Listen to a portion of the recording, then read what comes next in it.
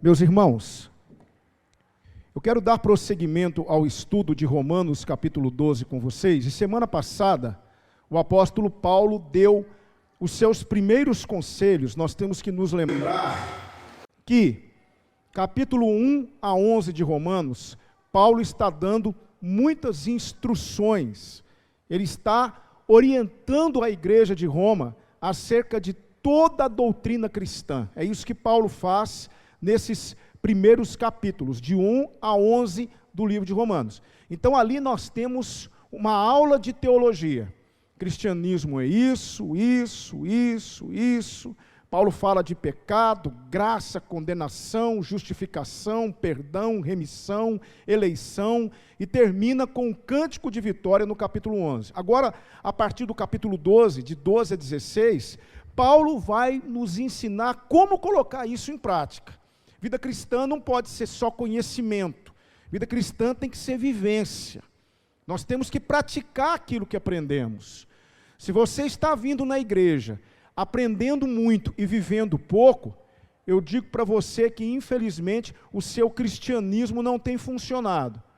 É preciso aprender, mas é preciso pôr em prática aquilo que você aprende.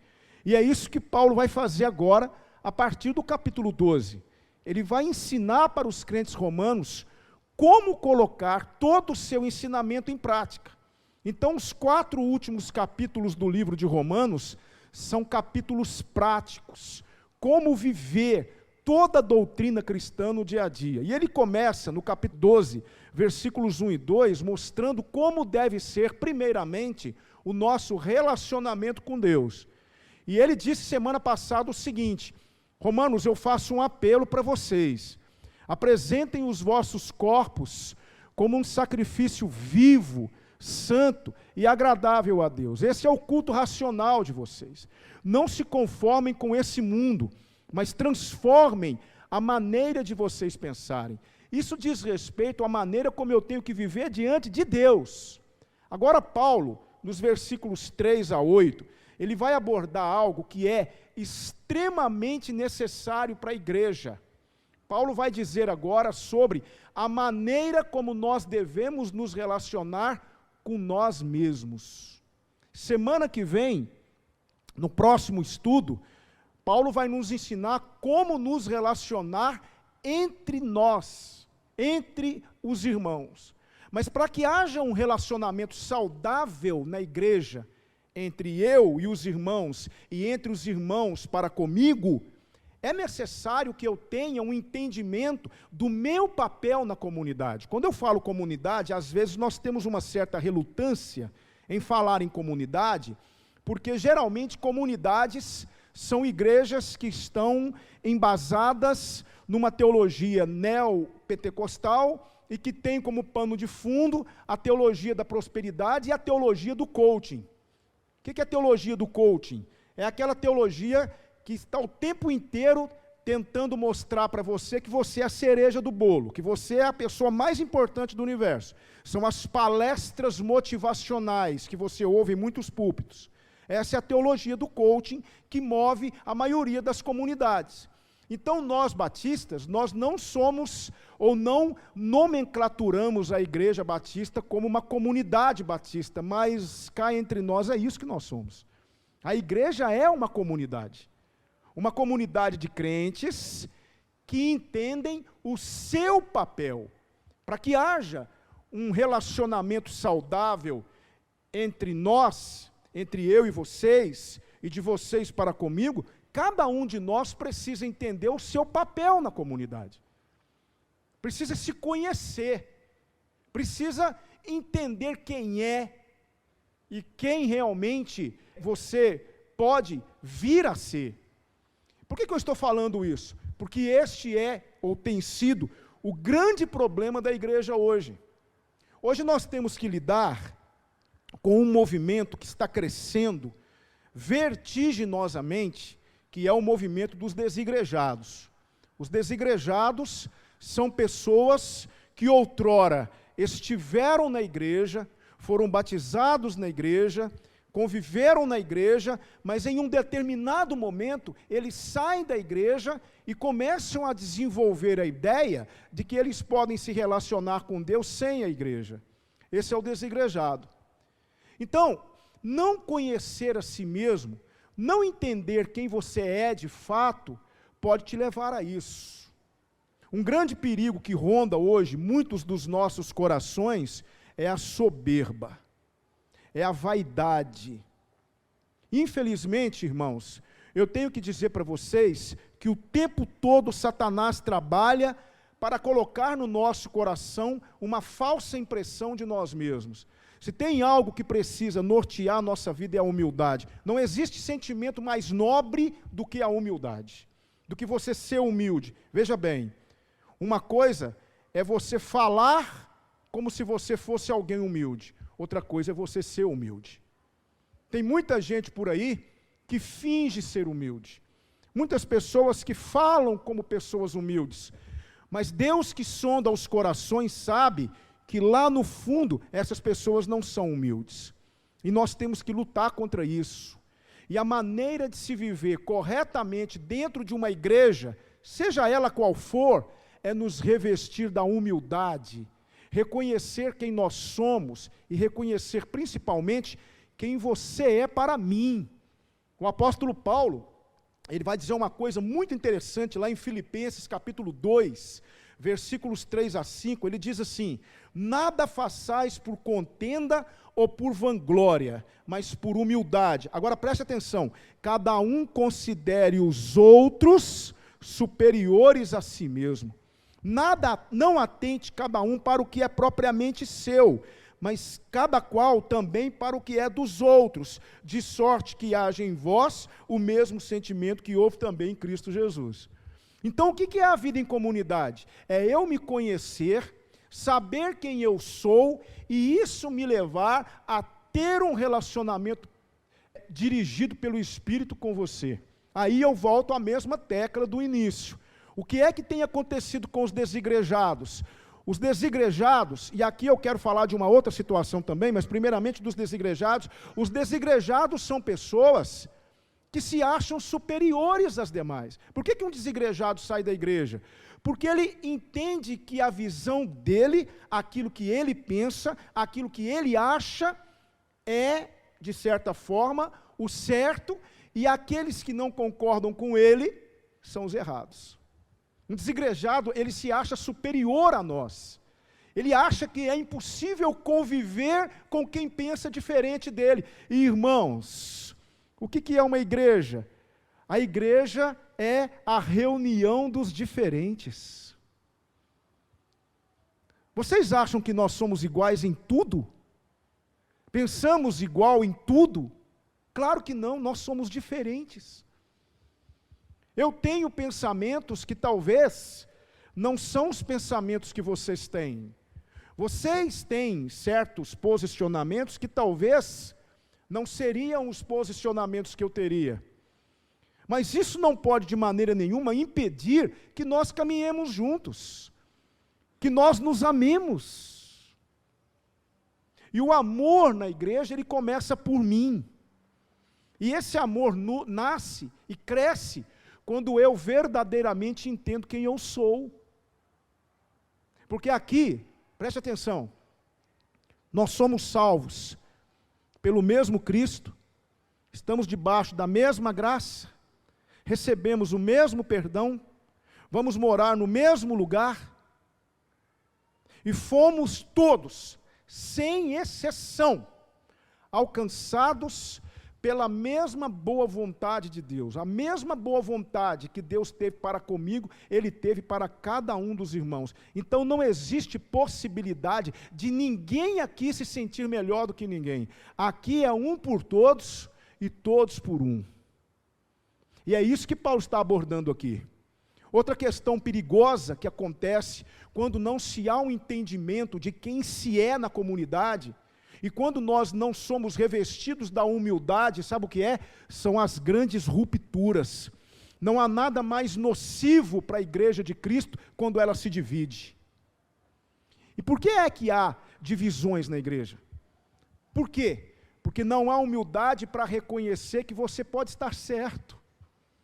Por que que muitas igrejas se dividem?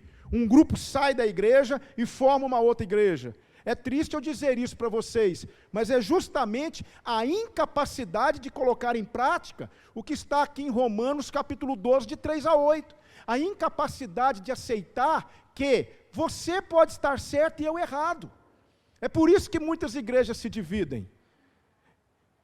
E eu vou dizer uma coisa para vocês, eu morro de medo, eu, pastor, eu peço a Deus que nunca permita que eu seja motivo de divisão no corpo dele. Eu quero ser aquele que agrega, não aquele que divide. E se um dia eu perceber que eu estou sendo objeto de divisão na igreja, eu saio, porque eu não quero ser isso.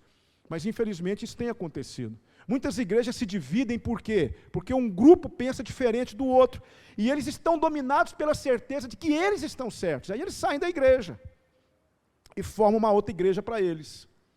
Uma coisa é igrejas surgirem como fruto do evangelismo, como fruto da pregação do evangelho. Outra coisa é uma igreja nova surgir como fruto de uma divisão. É triste isso. Mas isso acontece. E por que que acontece? Porque muitas pessoas, e que Deus permita que nós não sejamos dessas pessoas, têm dificuldade de colocar em prática o versículo 3 de Romanos 12. Porque pela graça que me é dada, digo a cada um dentre vós, olha só o que Paulo vai dizer, que não pense de si mesmo além do que convém, antes pense com moderação, conforme a medida da fé que Deus repartiu a cada um. Não pense de si mesmo além do que convém.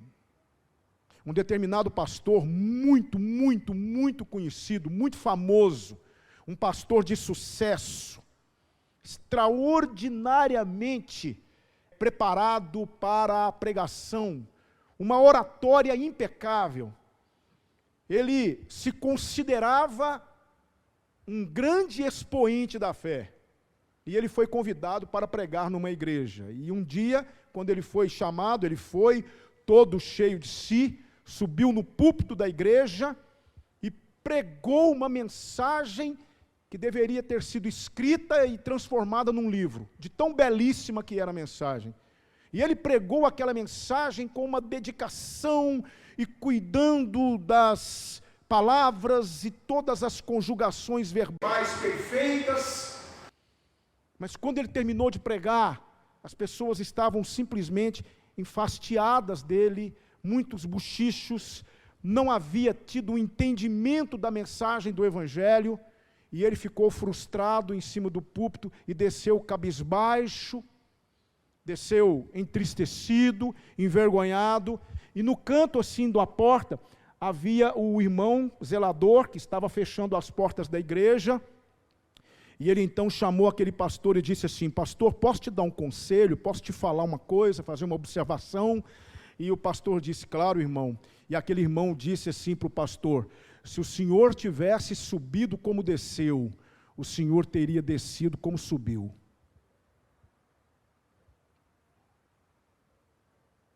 Não pense de você além do que você realmente é. Não fique achando que você é magistral, que você é insubstituível, que você é isso, que você é aquilo, porque não somos. Nós somos pobres e miseráveis, que dependemos da misericórdia de Deus para estarmos de pé, quanto mais para vivermos diante dEle. Isso é humildade. Quando eu estou dominado pela humildade, eu reconheço que cada dia na presença de Deus é um privilégio.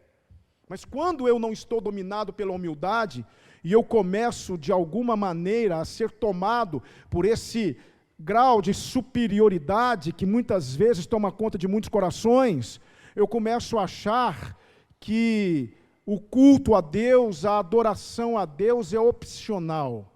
E eu faço quando eu tiver condições de fazer, quando eu tiver tempo para fazer, quando eu estiver disposto a fazer. Então Paulo está dizendo aqui, ninguém ninguém pense de si mesmo além do que convém.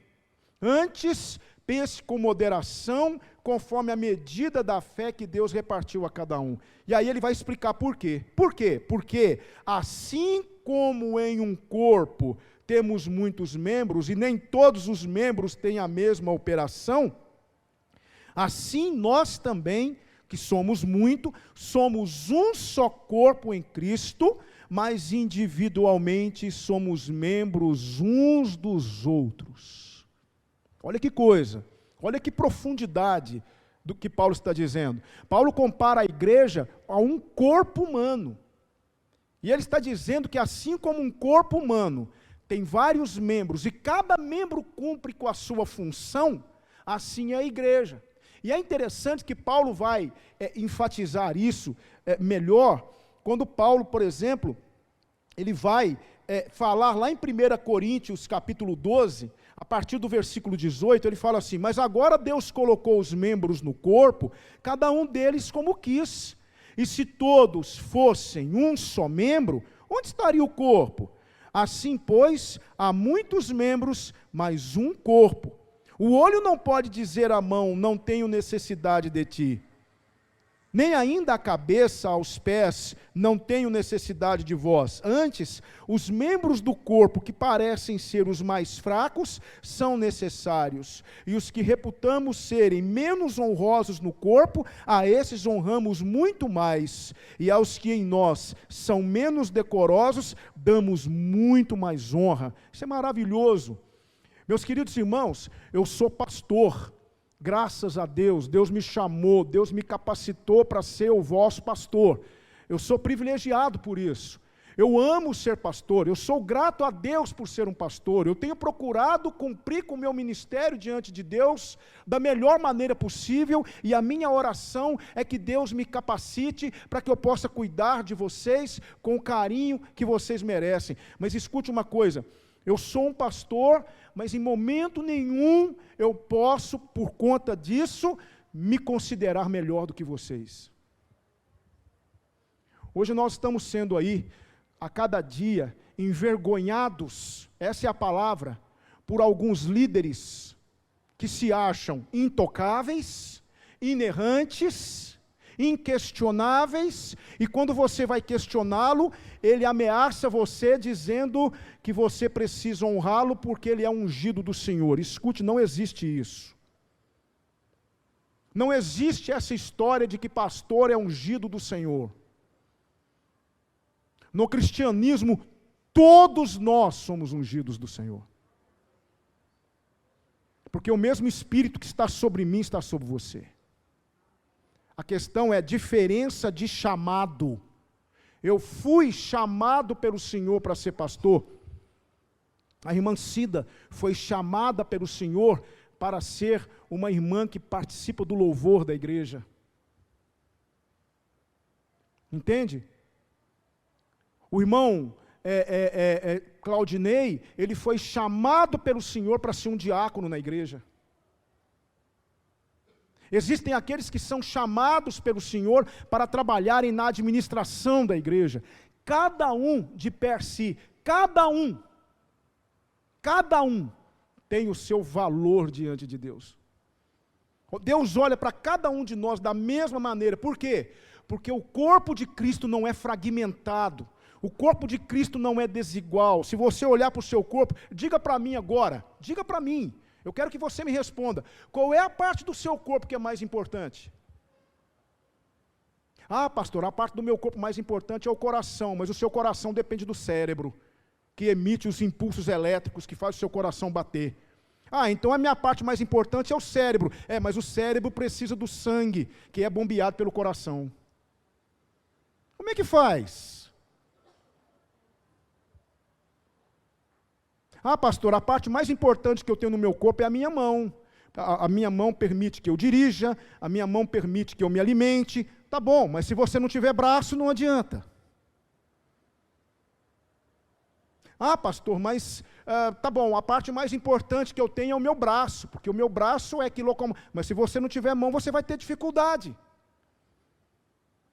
Ah, pastor, a parte mais importante que eu tenho é o meu pé, porque sem o pé eu não fico de pé, tudo bem. Mas para que você possa ter um pé, você precisa ter um corpo que fique sobre o pé, dando equilíbrio para ele. E vice-versa. Você precisa ter um cérebro que comande os seus movimentos. Me fala, irmão, qual é a parte mais importante do corpo? Não há. Não existe. E é interessante, eu não sei se vocês já tiveram essa experiência, eu as tenho, vez ou outra, repetidamente, é quando você está andando assim num cômodo da casa, e o seu dedinho encontra um obstáculo, e você, inadvertidamente, coloca o seu dedinho naquele obstáculo com uma força desnecessária. E pela primeira vez na vida, o seu dedinho tem a oportunidade de olhar para o lado. É ou não é verdade?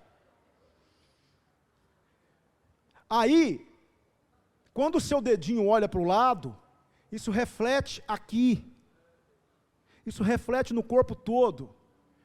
E você, naquele momento, dominado por aquela alegria de ter feito isso, você exterioriza com um sonoro ai.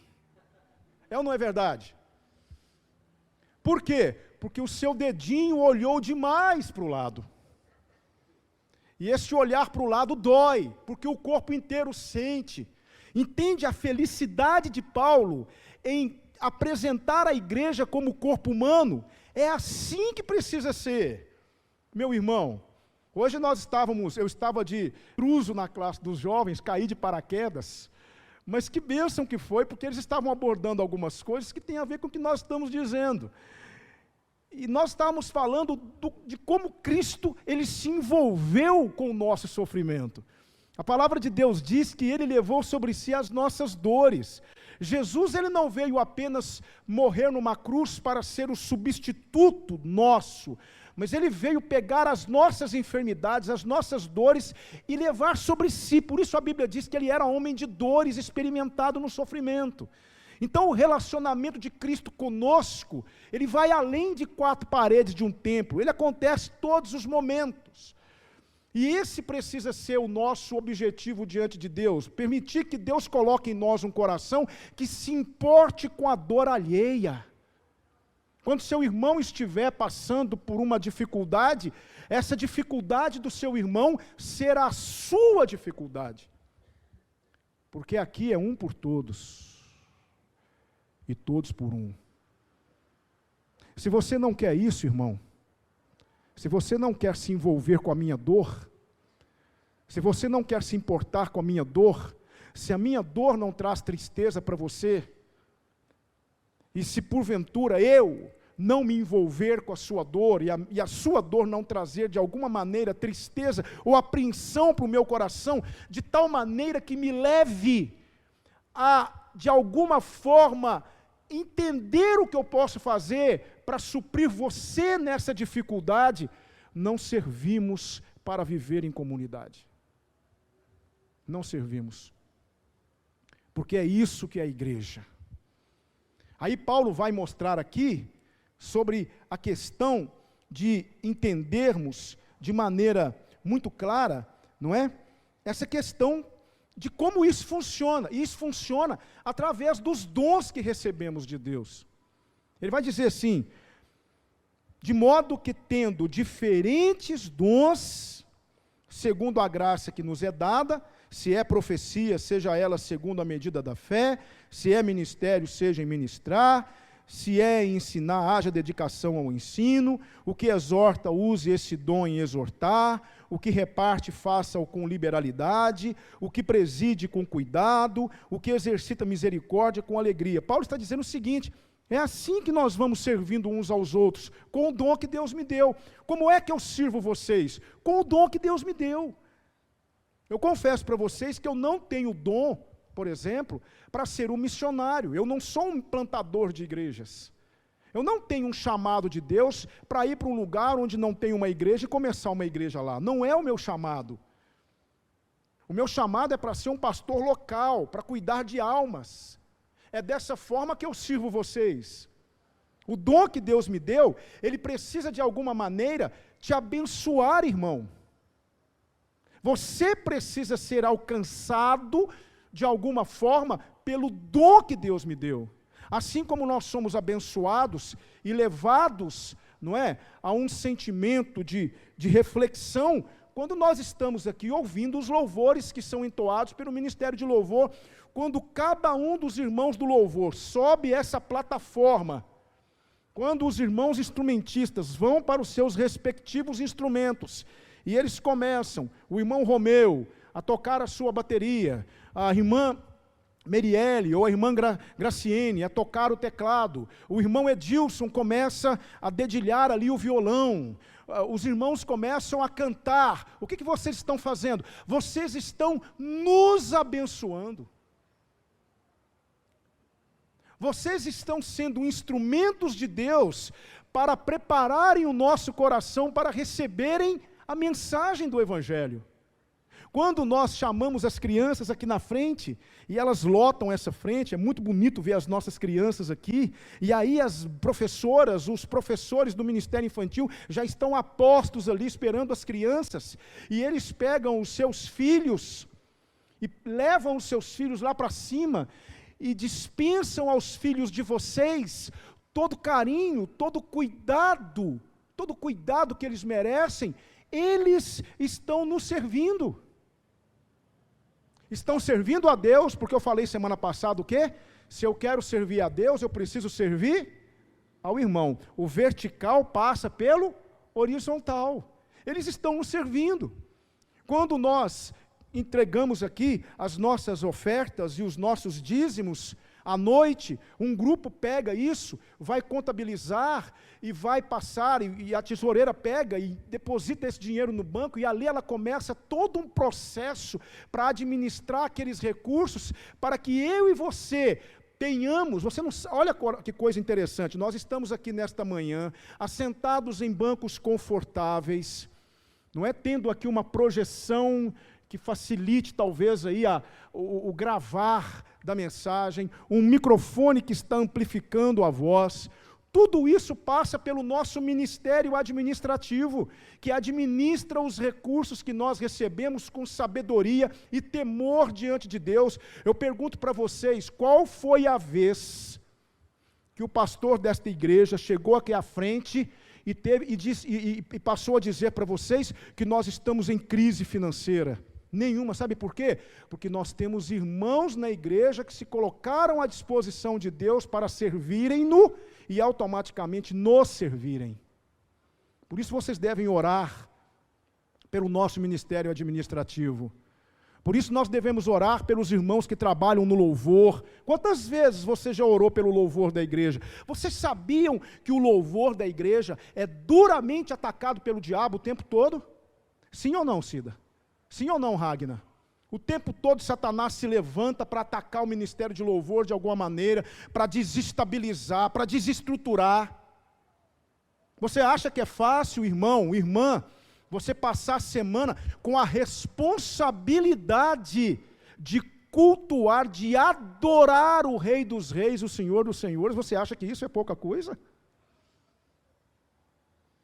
Às vezes o diabo se levanta lá no trabalho da Cida, ele se levanta lá no trabalho do Lucas, ele quer colocar um empecilho para a Ragnar lá no trabalho dela, ele quer colocar alguma dificuldade para o Edilson, que está nos abençoando agora com o seu dom, com o seu talento, vocês que participam do Ministério de Louvor, os irmãos que mexem no multimídia, vocês não têm ideia da quantidade de problemas e de levantes de Satanás para de alguma forma atacar esses irmãos. Sabe por quê? Porque esses irmãos estão abençoando a igreja. E todo aquele que se coloca à disposição de Deus para abençoar a igreja dele, Satanás se levanta contra. Porque aqui é um por todos e todos por um. Então, nós vamos ver aqui vários dons que Deus concede a nós, vários dons. Não é? Vários dons, e tem um dom aqui que eu queria destacar, que esse dom é um dom que precisa estar presente no nosso coração. Sabe qual é? É o dom da misericórdia. Misericórdia é algo que precisa estar presente no coração de todo cristão. Zacarias capítulo 7 diz assim, eu gosto muito desse versículo de Zacarias: executai juízo verdadeiro, mostrai bondade e misericórdia, cada um a seu irmão. Se eu sou dominado pela misericórdia, a maneira como eu trato você é diferente. A forma como eu lido com as suas diferenças é diferente. Por que que hoje muitas igrejas se dividem? Por que que o movimento, dos desigrejados crescem? Porque eles não têm misericórdia no coração. Eles não sabem lidar com o diferente. Escute, deixe-me falar uma coisa para você. Estou com vocês há 3 anos, quase 3 anos e 11 meses. Dia 9 de abril, faz 4 anos que eu estou com vocês. 4 anos. Para a glória de Deus. Estamos rompendo em fé. Eu tenho certeza que nesses 4 anos, alguns posicionamentos meus foram questionados. Tenho certeza. Tenho certeza que alguns questionamentos meus foram colocados nas rodas de conversa. Eu tenho certeza. Mas eu louvo a Deus por uma coisa. Vocês continuam aqui. Isso é o quê? Isso é um sinal de que, embora talvez vocês não concordem com isso ou com aquilo, vocês exercem de misericórdia para comigo. Porque cá entre nós, irmãos, pastores erram. Eu não sou inerrante. Um momento ou outro eu posso errar. Mas a maior virtude da igreja de Cristo é a sua capacidade de entender que o outro não é perfeito. E é justamente por isso que eu amo a igreja de Jesus. Porque vocês compreendem as minhas dificuldades e eu tenho procurado compreender as dificuldades dos irmãos. Isso é misericórdia. Misericórdia, por exemplo, quando nós recebermos aqui na igreja alguém que não preenche o estereótipo que muitas vezes nós criamos. Eu quero fazer um pedido para vocês. Quando um bêbado entrar aqui dentro, a não ser que ele comece a atrapalhar o culto, mas se um bêbado entrar aqui dentro, receba esse bêbado com amor e carinho. Receba esse bêbado com misericórdia. Porque eu posso dizer uma coisa para vocês, vocês não vão se escandalizar não, o lugar dele é aqui.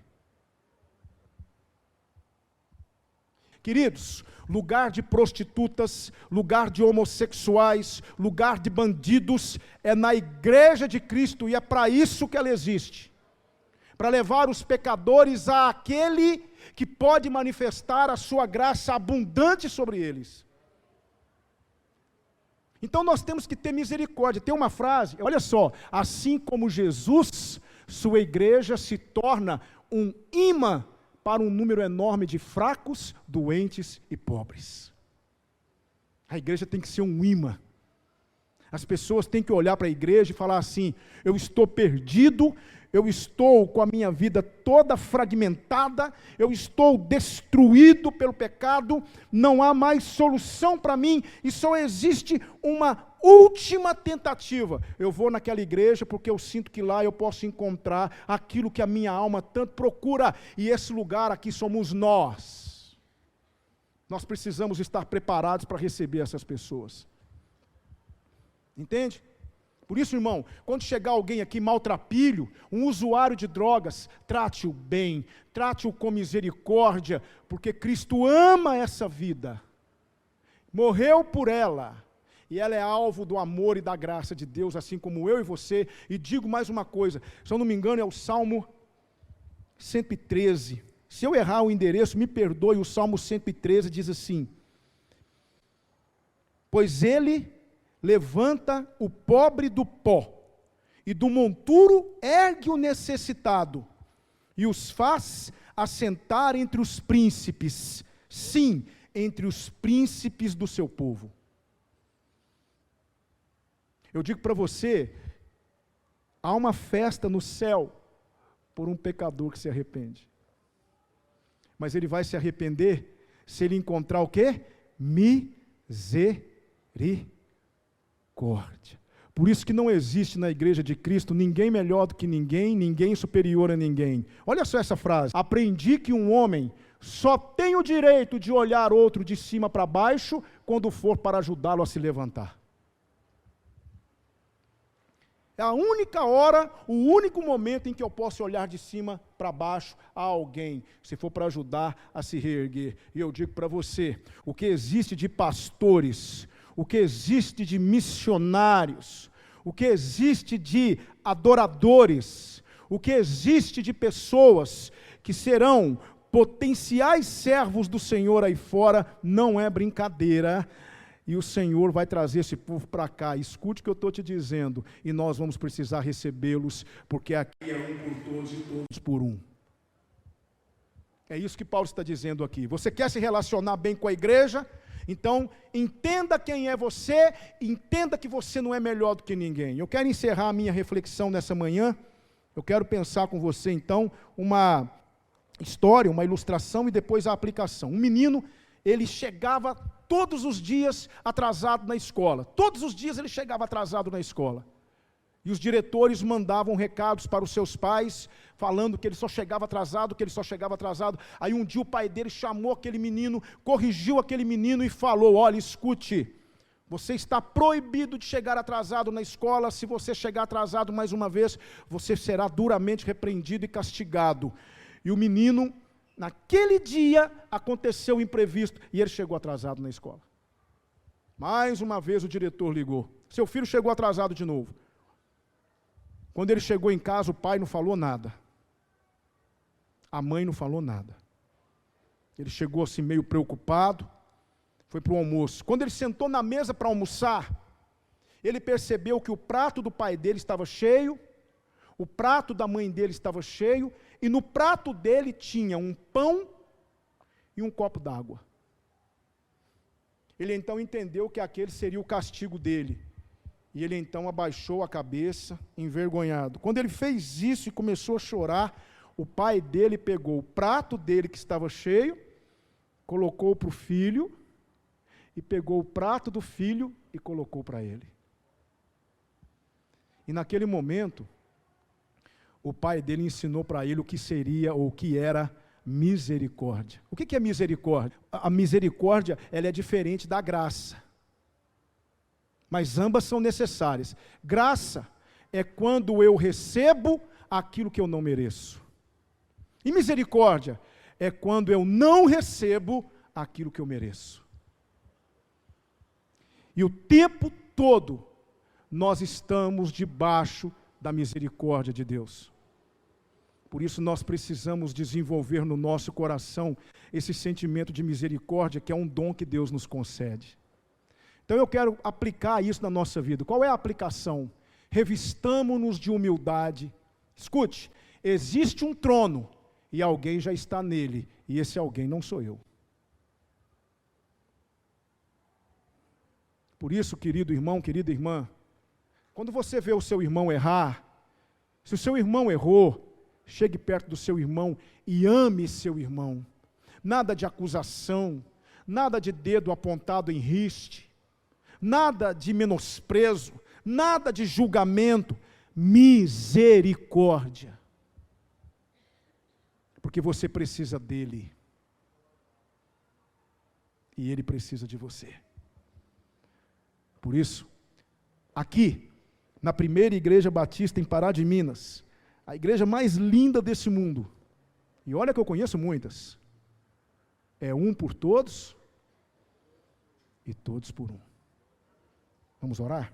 Deus, nós queremos te agradecer pela sua palavra e te pedimos em nome de Jesus que o Senhor coloque no nosso coração humildade, que o Senhor nos humilhe, que o Senhor coloque diante de nós toda a nossa realidade, mas principalmente dentro do nosso coração, o amor verdadeiro pelos nossos irmãos, que nós possamos amar verdadeiramente, que o Senhor retire de nós todo julgamento precipitado, que o Senhor retire de nós toda tristeza que toma conta do nosso coração e que muitas vezes se transforma em ira, se transforma em raiva por ver o irmão A ou o irmão B agir de maneira contrária aos teus princípios. Te pedimos que o Senhor coloque misericórdia no nosso coração para que nós não só nos esforcemos para ajudar o nosso irmão, mas nós também sejamos canal de bênção para ele, para que, quem sabe, ele possa ser restaurado à sua presença. Coloque no nosso coração esse amor sincero, Senhor. Permita que a noção de comunidade invada verdadeiramente o nosso coração. Obrigado por tudo que nós aprendemos do Senhor nessa manhã. Seja glorificado o nome de Jesus. Eu oro em nome dele. Amém. Amém? Amém.